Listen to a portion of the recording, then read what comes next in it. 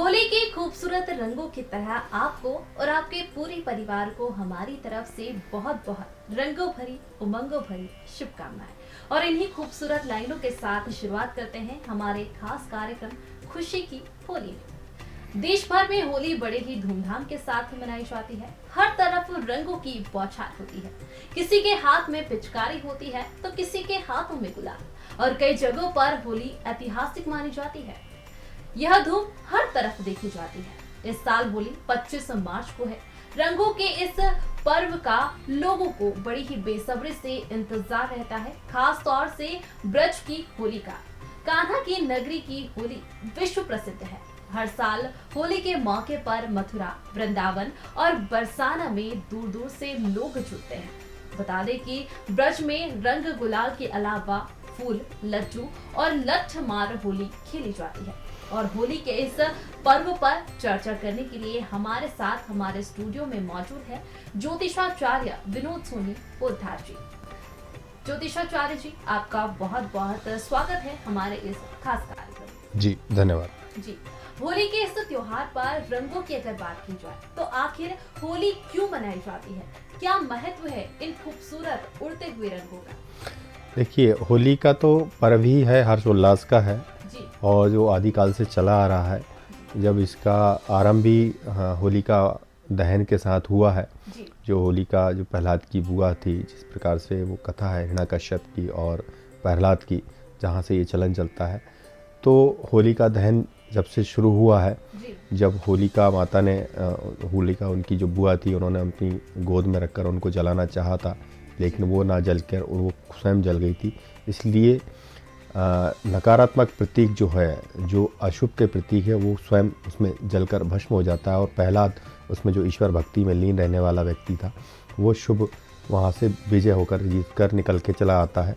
तो ये एक शुभ संकेत है और एक विजय दिवस के रूप में भी हम इसको देख सकते हैं और धार्मिकता की जीत को लेकर भी हम देख सकते हैं। तो यहाँ पर ये होली कई चीज़ों से जुड़ती है। होली का प्रसंग कई जगह से जुड़ता है। प्रहलाद का एक प्रसंग तो अपने आप में है। ये ध्रुव का एक प्रसंग है, जिस दिन उनको ध्रुव जो अपने पिता को लेकर परेशान था कि ध्रुव ने अपनी गोद में बैठना चाहता था, अपने पिता की गोद में बैठना चाहता था, तो उसको कहा गया था कि जाओ अपने लायक अपनी खुद ऐसा करो ताकि पिता आपको अपनी गोद में बिठाएं। तब वो उसने ईश्वर की आराधना की, प्रार्थना की और तपस्या करके स्वयं शिव जी विष्णु भगवान को इतना तपस्या करके इतना ज़्यादा शक्ति उनको अपने ऊपर ले लिया कि ध्रुव नारायण जो था वो आज ध्रुव तारा बनकर सब ब्रह्मांड में मौजूद है। और ये होली का पर्व कई इसी प्रकार की कई कथाओं से जुड़ा हुआ है।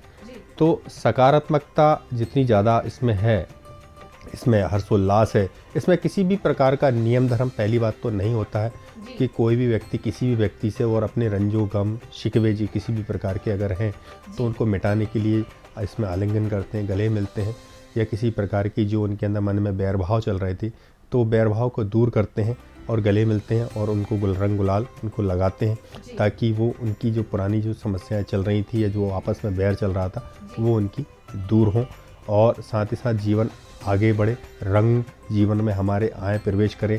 जो अनेक रंग प्रकृति ने दिए हैं, ये रंग हमारे जीवन में घुलें और हमारे मित्रता में हमारी प्रगाढ़ता हो और आगे बढ़े। और यहीं पर कृष्ण का और राधा का प्रसंग जो आता है, राधा और कृष्ण की होली, जैसे आपने कहा कि वृंदावन की होली काफ़ी प्रसिद्ध है, तो ऐसे ही राधा और कृष्ण जो रास करके जब होली खेला करते थे, जिस प्रकार से वहाँ पर किसी भी प्रकार का स्त्री पुरुष का वहाँ लिंग भेद भी नहीं हुआ करता था उस समय पर, तो वहाँ पर भी ये दर्शाया जाता है कृष्ण के द्वारा कि आप स्त्री हैं या पुरुष हैं, उससे कुछ नहीं होता है। आप अपने कर्म पर ध्यान रखें, अपने कर्म पर विश्वास रखें और निश्चित रूप से आपके जीवन में रंग, जीवन के रंग आपको देखने को मिलेंगे, आपको अच्छे मिलेंगे। और आप उसमें अगर भक्ति रंग अगर आपके अंदर चढ़ गया तो ये भक्ति रंग आपको कई दिशाओं में कहीं उज्ज्वलता को दे सकता है, कहीं आगे बढ़ा सकता है। और साथ ही साथ आपके अंदर किसी भी प्रकार का रंग, मतलब अर्थात जीवन में कई प्रकार के रंग होते हैं। जैसे शिक्षा का रंग हमारे दिमाग में चढ़ जाता है, या हमारे पास भक्ति का रंग हमारे दिमाग में चढ़ जाता है, या हमारे अंदर रास का रंग हमारे अंदर चढ़ जाता है। या हमारे अंदर कई बुराइयों का रंग अगर हमारे दिमाग में चढ़ जाए तो हमको बुराइयों को फल प्रतिफल के रूप में हमको देखने को मिल जाएंगे। इसी प्रकार हम सकारात्मक रंगों के अगर हम देखें तो हम अच्छे रंगों की तरफ अगर हम जाते हैं, अच्छा रंग हम अपने शरीर पर चढ़ाते हैं, अपने मन बुद्धि पर चढ़ाते हैं, तो इसका फल हमको अच्छा ही मिलता है। ये हमको हिरण्यकश्यप की कहानी से मिलता है, देखने को सुनने को मिलता है। तो होली का महत्व तो कई प्रकार कई गुना है, और होली जिस प्रकार से होली जलाई जाती है, साथ ही साथ जो नकारात्मक प्रतीक है उसको हम जलाते हैं और अगले दिन हर्षोल्लास मनाते हैं। मतलब हमने उस समय पे बुराई को जलाया है और अगले दिन हम दूसरे अच्छे हर्षोल्लास से रंगों से अपने जीवन को आनंदित करते हैं। जी जी बिल्कुल। रंग कई सारे होते हैं, भक्ति का रंग होता है, शिक्षा का रंग होता है, ऐसे कई सारे रंग हैं जिनमें हम सभी रंग जाते हैं। लेकिन उसी के साथ अगर आज के दौर की बात करें तो आज का जो दौर है वह मॉडर्न हो गया है। पुराने रीति रिवाजों में बहुत कम लोग जो है वह यकीन करते हैं, लेकिन हमारी भारतीय संस्कृति में कई नियम है, उन्हें ध्यान में रखते हुए पूजा पाठ का शुभ मुहूर्त क्या है? देखिए, जो 24 तारीख की रात को जो होली जलाते हैं तो उसमें 24 तारीख को सुबह प्रातः से ही 10 बजे से भद्रा काल लग जाएगा, जो रात 11 बजे तक चलेगा। तो इससे इस भद्रा काल में कभी भी कोई शुभ कार्य नहीं किया जाता है। तो रात्रि 24 तारीख की रात्रि 11 बजे के बाद होलिका दहन अगर करते हैं तो ये शुभ मुहूर्त होलिका दहन के लिए अच्छा रहेगा। और प्रातः काल जो 25 तारीख को होली खेली जाएगी, जिसको घरेड़ी कहते हैं, और उस दिन अगर प्रातः काल हनुमान जी को चोला अर्पित करते हुए, अगर उनको जो कि चोला उनका एक तरीके से भक्ति रंग ही है, उनको अर्पित करते हुए उनको अगर हम होली खेलते हैं, या शिव जी को हम गुलाल चढ़ाकर हम अपनी होली खेलते हैं, अपना स्नान ध्यान करके शिव जी को गुलाल अर्पित करें, कृष्ण को रंग लगाकर कृष्ण के साथ होली खेलकर कृष्ण को राधा कृष्ण को थोड़ी थोड़ी गुलाल लगाकर अगर हम आगे होली खेलते हैं तो हम ये पाएंगे कि हमारे जीवन में भी उनके जैसा रंग हमारे जीवन में प्रवेश कर रहा है। हनुमान जी की आराधना करते हुए अगर हम करते हैं तो हमारे अंदर भक्ति का रस हमारे अंदर बढ़ता है। शिव जी को गुलाल लगाकर हम आगे होली खेलते हैं तो हमारे अंदर आध्यात्मिक शक्ति बढ़ती है, हमारे अंदर स्टेमिना हमारा अच्छा मजबूत होता है, और हम किसी भी शक्ति से या किसी भी बुराई से हम अपने आप को दूर रखने में हम अपने आप को सहमत करते हैं, अपने आप को ठीक रखते हैं। और साथ ही हम देखें कि हम कृष्ण को अगर हम रंग अर्पित करके राधा कृष्ण को हम रंग चढ़ाते हैं तो हमारे जीवन में प्रेम का रस का रंग हमारे अंदर भरा रहता है, क्योंकि जीवन प्रेम के बिना अधूरा है। अब प्रेम किसी भी प्रकार का होता है, माता पुत्र का प्रेम होता है, बहन भाई का प्रेम होता है, तो इस प्रकार प्रेम की मात्रा हमारी बढ़ती रहती है उससे। और राधा कृष्ण को अधिकतर इसीलिए रास में जो वृंदावन में होली का पर्व इसलिए कहा है क्योंकि वहाँ पर प्रेम का मंदिर बना हुआ है, और प्रेम मंदिर में जब होली खेली जाती है तो प्रेम का ही विस्तार होता है, और वो प्रेम माता पिता भाई बहन मित्र या प्रेमी प्रेमिका इनमें में इसकी मात्राएं बढ़ती हैं। तो ये प्रेम का रंग हर किसी के ऊपर चढ़ना चाहिए, और ये राधा कृष्ण यही संकेत देते हैं कि ये प्रेम की होली है और ये प्रेम की होली सदा चलती रहनी चाहिए।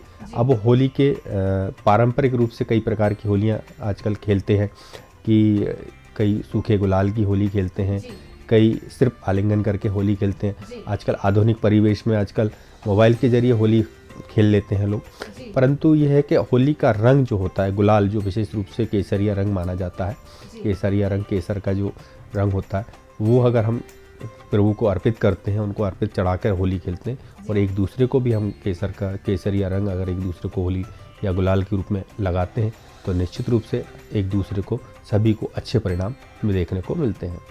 होली का जो पावन त्योहार है यह देश भर में बड़ी ही धूमधाम से मनाया जाता है। खासकर वृंदावन मथुरा में अलग अलग तरीके से होली का त्योहार मनाया जाता है। साथ ही हमें पंडित जी ने बताया है कि होली का जो त्योहार है वह प्रेम का प्रतीक माना जाता है, खासकर राधा कृष्ण का प्रेम। और इसी की तरह प्रेम अलग अलग रूपों में होता है।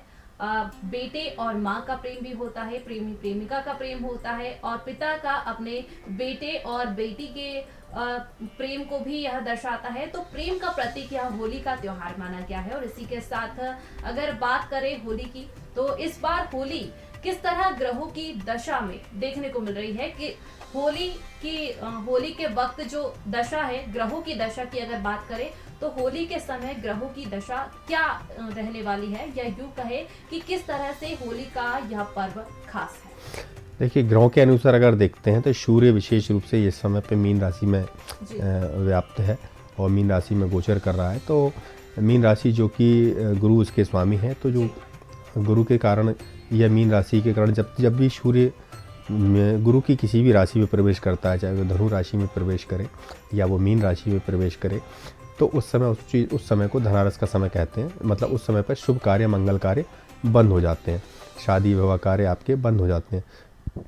परंतु यह होली का जो पर्व है ये इसी समय पर पड़ रहा है और ये आपके इन सभी मर्यादाओं को उल्लंघन करता हुआ आपको होली के पर्व में आपको जुटाता है। ये दर्शाता है कि आपके साथ कितनी भी बुराइयां चल रही हों, कितनी भी अनैतिकता चल रही हो, लेकिन एक धर्म है जो आपको जोड़ के रखता है और आपको ये उसका भी कहीं ना कहीं आपको विकल्प ये देता है कि अगर आप बुराई में चल रहे हैं या आप संकट में चल रहे हैं तो उस संकट से कैसे आप उभर सकते हैं, कैसे आप आगे बढ़ सकते हैं। तो सूर्य का गोचर आपके ऊपर किसी प्रकार का बाधक नहीं बनेगा, या किसी भी प्रकार की शनि की जिसके ऊपर ढैया चल रही है, शनि की 7.5 जिसके ऊपर भी चल रही है, और होली का पूरी निष्ठा के साथ अगर वो इसका पालन करते हैं तो निश्चित रूप से उनके जीवन में रही समस्याएं उनके मन को आनंदित करेंगी, उनको मन को खुश करने वाले योग बनाएंगी। तो इसलिए सनातन धर्म में हमारे कई प्रकार की समस्याओं को निजात पाने के लिए अनेक प्रकार के धर्म हैं, अनेक प्रकार की त्यौहार है, अनेक प्रकार के पर्व इसमें आते हैं, जिससे हम उस चीज़ से हम अपने आप को दूर कर सकते हैं, उस बुराई से हम अपने आप को हटा सकते हैं। तो इस समय इस पर्व पे इस बार जो होली का पर्व है बहुत ही सभी के लिए कुछ आनंदित पल लेकर आने वाला है, और इस पर्व को जितने अच्छे से खुशी के साथ आनंदित के तरीके से हम मनाते हैं उतना ही आपको अच्छा फल परिणाम प्राप्त होंगे। होली को रंगों की होली कहा जाता है, खुशियों की होली कहा जाता है, और इसी के साथ आपने जिक्र किया है कि भगवान राधा कृष्ण का यह त्योहार प्रतीक माना जाता है। लेकिन पंडित जी, आप हमें बताइए कि राधा कृष्ण को किस समय रंग या गुलाल अर्पित करने से शुभ संकेत मिलेंगे और हमारे गृहस्थी जीवन में या फिर हमारे जीवन में सुख समृद्धि आएगी? होली जो 25 तारीख को जिस प्रकार से होली मनाई जा रही है, सुबह सुबह प्रातःकाल अगर उनको 8 बजे से 8:30 से 9-10 बजे के बीच में, 8 से लेकर 10 बजे के बीच में अगर राधा कृष्ण को हम रंग अर्पित करते हैं तो हमारे लिए अच्छा रहेगा, और हमारे जीवन में भी हमारी जो संकट की स्थितियाँ वो दूर होगी और हमारे जीवन में भी प्रेम प्रस्तुत होगा। जिस प्रकार से राधा और कृष्ण में प्रेम रहा है वो प्रेम हमारे जीवन में ग्रसित करता हुआ दिखाई देगा, हमारे अंदर आता हुआ दिखाई देगा। तो सुबह 9 बजे से 10 बजे तक का समय विशेष रूप से लाभकारी रहने वाला है राधा कृष्ण को रंग अर्पित करने का।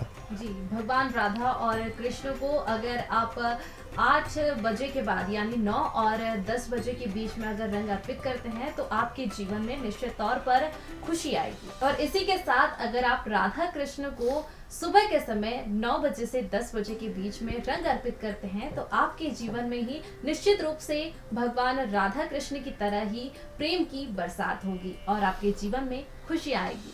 तो चलिए बात करते हैं कि पंडित जी, हम बरसों से होली मनाते आ रहे हैं और मनाते हैं, और हर जगह यह होली का जो पर्व है वह बड़ी ही धूमधाम से मनाया जाता है। वह किसी भी शहर की बात करो, किसी भी गांव की बात करो, हर जगह बड़े ही हर्षोल्लास के साथ सभी होली मनाते हैं। लेकिन हमारे सनातन धर्म में होली का आखिर महत्व क्या है? होली का जो त्योहार है यह रंगों और खुशियों का त्योहार है। देश भर में यह होली बड़ी ही धूमधाम के साथ मनाई जाती है, चाहे वह गाँव हो, शहर हो या कोई कस्बा हो, हर जगह सभी होली के रंगों में रंगे हुए नजर आते हैं। लेकिन अगर होली की बात करें तो हमारे सनातन धर्म में होली का क्या महत्व है? क्यों होली का यह त्योहार जो है खास माना जाता है, और हमारे सनातन धर्म में होली का क्या महत्व बताया गया है? होली का महत्व विशेष रूप से ये है कि किसी भी प्रकार की बुराई को हम इस समय पर दूर करते हैं और हमारी जीवन से बुराइयां हमको उसको जला के भस्म करते हैं। जिस प्रकार से दशहरे पे रावण को जलाया जाता है, उस रावण बुराई का प्रतीक होता है, उसी प्रकार होली को जलाना एक बुराई के प्रतीक के रूप में माना जाता है और बुराई हमको उसको जला के भस्म करते हैं और अगले दिन उसका हर्षोल्लास मनाते हैं, उसको अच्छे से आनंद पूर्वक मनाते हैं, रंगों को खेलते हैं, एक दूसरे को रंग अर्पित करते हैं, एक दूसरे को गुलाल लगा के एक दूसरे से आलिंगन करते हैं, इससे गले मिलते हैं और किसी भी प्रकार की जो वर्ष भर बुराई चल रही थी जी, या जो समस्याएं चल रही थी, उससे हम उन बैर को दूर करते हैं और उनको अच्छे से मन को मित्रतावत लेते हैं, ताकि हमारे जीवन में हर्षोल्लास बना रहे। जी, तो इसलिए होली का पर्व हर रूप से, अगर धार्मिक रूप से देखें तो भी महत्व रखता है, और आर्थिक परिवेश के रूप में अगर देखें तो भी बहुत महत्व रखता है, और सामाजिक परिवेश में देखें तो भी बहुत महत्व रखता है। तो जो सामाजिक परिवेश में किसी भी प्रकार की बुराई चल रही थी, उसको जो बुराई को भस्म करके और तब आनंद करना, ये उसका प्रतीक रूप में माना जाता है। पंडित जी ने हमें होली का महत्व बताया है कि जिस तरह से होलिका दहन होता है, उस होलिका दहन की परिक्रमा करने से और उस होलिका दहन में हमारे सभी दुख, कठिनाइयां और तकलीफें जितनी भी होती है वह जल जाती है और एक नई शुरुआत होती है, हमारी जिंदगी की नई शुरुआत होती है, और गले मिलकर सभी बुराइयों को, सभी मनमुटाव को मिटाकर आप एक नई शुरुआत करते हैं। तो पंडित जी, होली पर हमें किन चीजों को लेकर सावधानी बरतने की जरूरत है, क्योंकि आजकल रंगों में भी मिलावट आने लगी है, इसी के साथ हमें किन चीजों को लेकर सावधानी बरतनी चाहिए, रंगों को लेकर भी, और हमारे दैनिक जीवन में होली के समय होने वाले शुभ कार्य और इसी के साथ कई अन्य चीजें भी हैं जिनका हमें विशेष तौर पर ध्यान रखना है। तो ऐसी कौन कौन सी चीजें हैं, कौन कौन सी बातें हैं जिनका हमें ध्यान रखने की आवश्यकता होली पर है? होली के दिन से क्या होता है, होली के 8 दिन पहले से होली का अष्टक लग जाते हैं। जी, तो जो शुभ कार्य बिल्कुल बंद हो जाते हैं, किसी भी जी। प्रकार का शुभ मांगलिक कार्य नहीं हो पाता है। तो होली के दिन से, होली के पर्व से होली का अष्टक समाप्त होता है और होली के बाद से चीज़ें अच्छी होने लगती हैं। जी। शुभ कार्य, मंगल कार्य जो बंद हो गए थे वो खुल जाते हैं, शुभ विवाह कार्य जो रुक गए थे वो शुरू हो जाते हैं। तो होली के बाद से चीज़ें काफ़ी अच्छी सकारात्मकता लेके आती हैं जी, और काफ़ी अच्छा प्रतिफल भी हमें देती हैं।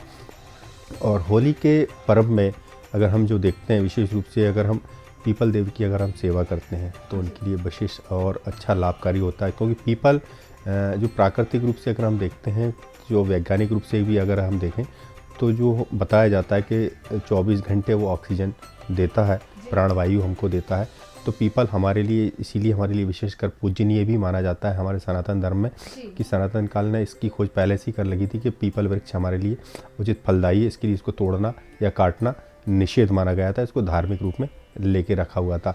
और उसी प्रकार से वैज्ञानिक भी उसको, पीपल को एक ऑक्सीजन और प्राणवायु के रूप में मानते हैं कि 24 घंटे वो ऑक्सीजन देता है। जी, तो हमारे लिए उसके, और इसीलिए हम उसकी सेवा करते हैं। जी, तो पीपल वृक्ष को हम जल अर्पित करते हुए अगर उसकी परिक्रमा करते हैं जी, तो उस दिन तो हमारे लिए और भी ज़्यादा अच्छे शुभ फल प्राप्त होते हैं। और उस दिन पीपल देवता में, जिसको हम बताते हैं 33 कोटि देवता उसमें वास करते हैं, तो सभी को हम उस दिन नमन करते हैं, सभी को प्रणाम करते हैं कि हमारे जीवन से जो आ रही बुराइयां हैं वो दूर हों, उनसे हमको लाभ मिले, हमारे जीवन में अच्छाइयाँ प्रवेश करें, और हमारे मन और बुद्धि में किसी भी प्रकार की अगर बुराई पल रही हो तो वो होलिका के रूप में जलकर भस्म हो, और हम अगले दिन हर्षोल्लास के साथ उस चीज़ों को पालन करें और आगे बढ़ें।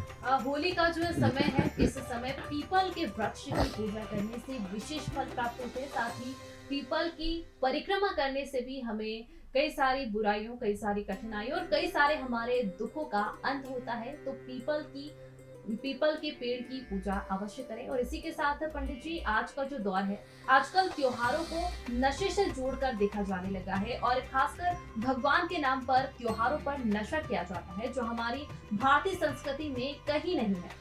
इसी के बारे में अगर बात करें तो इस पर आपके क्या विचार है? आप युवाओं को क्या संदेश देना चाहेंगे? देखिए, इस संदेश की बात तो सीधी सीधी ये है कि जिस प्रकार की, किसी भी प्रकार की बुराई होती थी, जो शिव जी को जो भांग चढ़ाई जाती थी या भांग चढ़ाती है, या भैरव बाबा को शराब चढ़ाई जाती थी, वो शराब चढ़ाई नहीं जाती है, वो उनको अपना परित्याग करने के लिए चढ़ाई जाती है, उनको दी जाती है, ताकि किसी भी प्रकार का उनके जीवन में अगर वो बुराई चल रही है या पल रही है तो वो हम उनको सौंप देते हैं, उनको दूर कर देते हैं। आजकल के लोग, युवा, उसको ये प्रतीक मानने लगे कि शिव जी को भांग चढ़ती है, इनका प्रसाद है, वो हमको दिया जाता है, जबकि सनातन में ये, किसी शास्त्र में ये नहीं है कि शिव जी को किसी भी प्रकार की सामग्री जो अर्पित की जाती है उसका सेवन सदा निषेध माना गया है। किसी भी प्रकार का अगर उनको दूध चढ़ाया गया या दही चढ़ाया गया है या भांग चढ़ाई गई है तो कभी वो प्रसाद रूप में नहीं वितरित की जाती है, उसका पालन नहीं किया है। कहीं किसी की इस चीज़ में उल्लेख नहीं है कि शिव जी को कुछ भी अर्पित किया गया है और वो हम उसको प्रसाद रूप में ग्रहण करें। यहाँ तक कि उनको जो बेलपत्र चढ़ाया जाता है वो भी हम उसका उपयोग नहीं कर सकते हैं, ना शहद का उपयोग कर सकते हैं, ना दूध का उपयोग कर सकते हैं, उसका सिर्फ विसर्जन होता है। क्यों? क्योंकि शिव के अंदर, जो कि उनको माना जाता है जिस रूप में शिव ने हलाहल विष पिया था, तो शिव जी को अगर कोई चीज़ अर्पित की गई है वो एक विष के समान हो गई है, क्योंकि उनको विष जल अर्पित इसीलिए किया जाता है क्योंकि हलाल जब उन्होंने विष पिया था तो उसके तेज के कारण उनके शरीर में गर्मी इतनी तेज रहती है, जिसलिए उनको जल अर्पित किया जाता है। जब उनको ठंडक मिलती है तो हमारे जीवन में अनेक प्रकार के शुभ फल प्राप्त होते हैं। तो किसी भी भगवान को लेकर जो युवा आजकल लेने लगा है कि शराब किसी को समर्पित कर दी, जैसे भैरव बाबा को शराब चढ़ जाती है, तो शराब उनको चढ़ाई नहीं जाती, वो आपको आपके अंदर आपकी जो बुराई है वो आप उनको दे रहे हैं ताकि आपके जीवन से वो बुराई दूर हो, परंतु उसका प्रसाद मान लेते हैं, उसको पीने लगते हैं। उनको भैरव बाबा को जैसे बीड़ी, सिगरेट, तंबाकू, इस प्रकार की चीज़ें उनको समर्पित की जाती हैं, वो सब इसीलिए की जाती हैं ताकि आप अपने जीवन से उस चीज़ को दूर कर सकें, उसको छोड़ सकें। लेकिन आज उसको युवा उसको दूसरे ढंग से लेता है, ये दूसरा ढंग उनके लिए बिल्कुल ठीक नहीं है और ये कहीं ना कहीं कुरीति के रूप में चला जाता है और ये सनातन धर्म को एक तरीके से बदनाम करने की स्थितियां बना देता है। तो बिल्कुल इस चीज़ों को पालन नहीं करना चाहिए। आज के यूथ को ये समझना चाहिए कि ये बहुत बुरी चीज़ है। बुरी चीज़, भगवान ईश्वर जैसी चीज़ कभी कभी किसी को नशे के लिए प्रेरित नहीं करता है, कभी किसी के लिए किसी प्रकार का ये नहीं कहेगा कि आप किसी से छेड़छाड़ करो, क्योंकि होली के दिन कोई मदिराबस पी के, कोई शराब पी के, कोई किसी प्रकार का नशा करके किसी के साथ छेड़खानी करने लगता है, किसी के साथ लड़ाई करने लगते हैं। तो ये बिल्कुल भी कहीं ना कहीं किसी सनातन धर्म में इस प्रकार का कहीं उल्लेख नहीं है। हाँ, भक्ति रस चढ़ता है।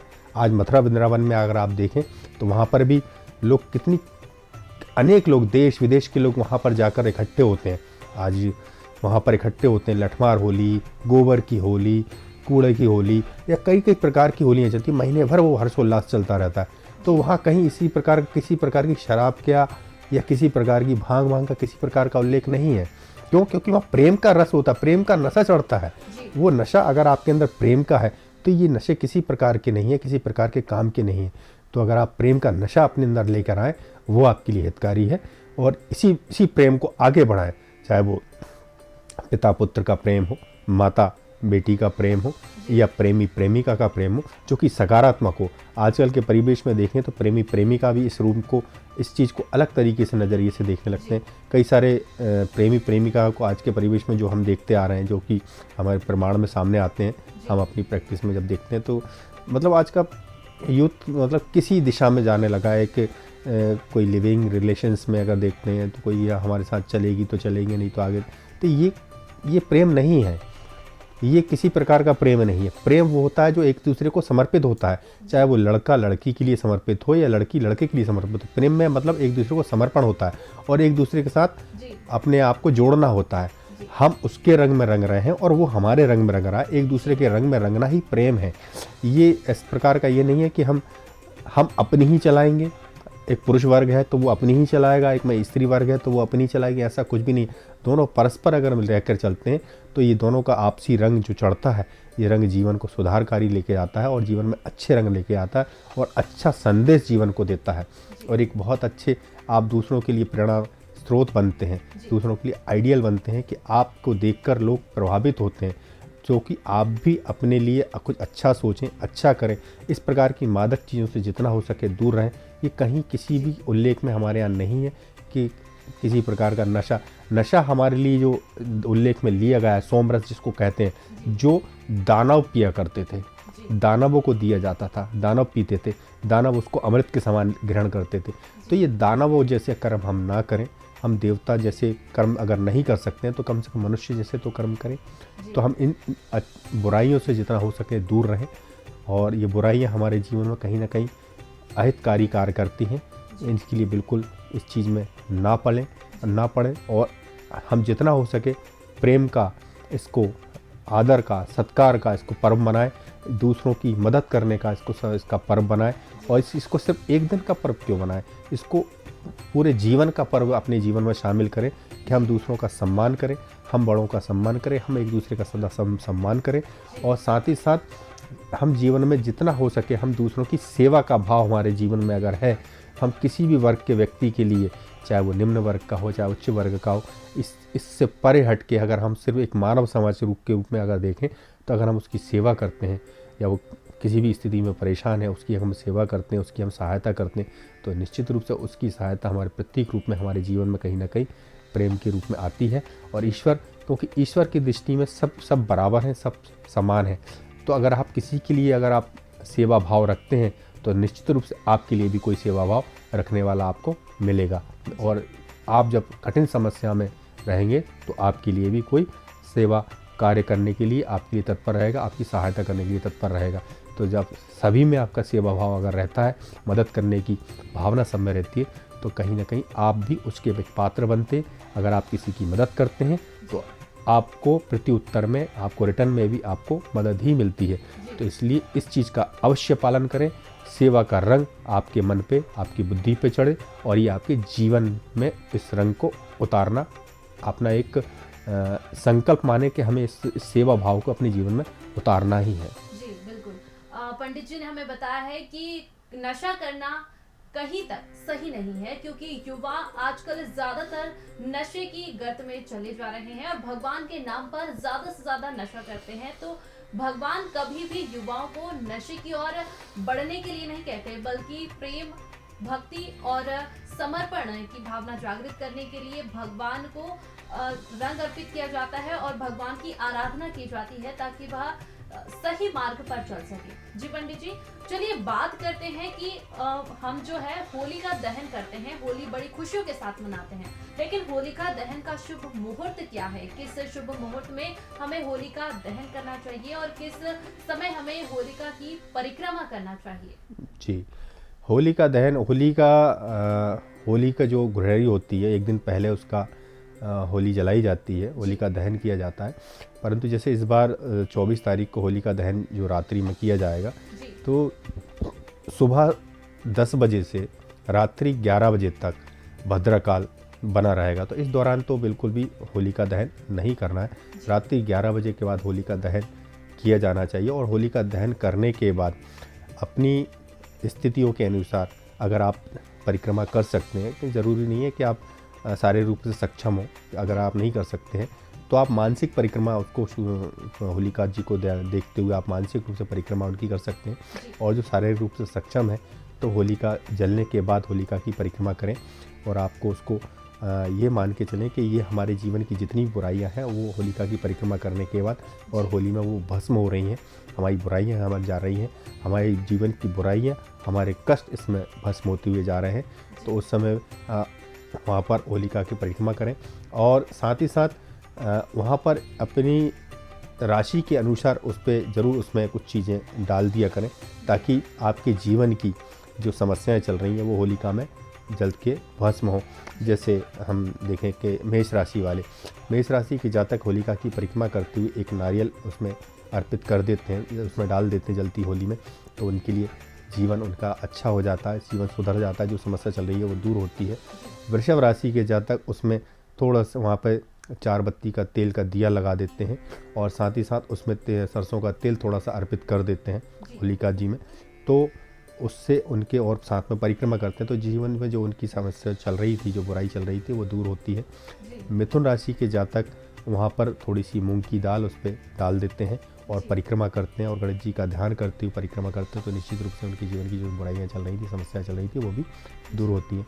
कर्क राशि के जातक अगर थोड़ा सा सुबह जो थोड़ा सा दूध अर्पित करते हैं, थोड़ा सा दही अर्पित करते हैं और फिर परिक्रमा करते हैं, तो निश्चित उनकी जो समस्याएं चल रही थी वो दूर होती हैं।